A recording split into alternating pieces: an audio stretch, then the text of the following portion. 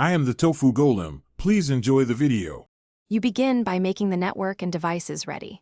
Make sure both the Touch Plus TV and your phone are on the same Wi-Fi band, 5 GHz if possible, and that firmware and apps are up to date. Once done, enable the TV's casting or screen share mode and turn on Bluetooth.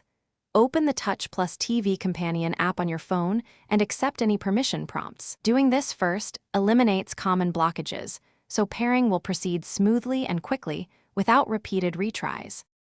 Now you move into the pairing and configuration steps. In the App Tap Add device, select the Touch Plus TV entry or scan the QR code displayed on the TV. If a PIN appears, type it within 30 seconds to confirm. Next, decide between Wi-Fi Direct for direct phone to TV traffic or routed casting through your router. Wi-Fi Direct lowers latency. Then set the display resolution and activate touch input mode. Enable low latency or game mode to reduce lag and improve. Finish by verifying touch functionality and optimizing performance. You should test controlling menus and apps on the TV. If taps feel off, recalibrate touch sensitivity in the app and lower resolution to reduce processing.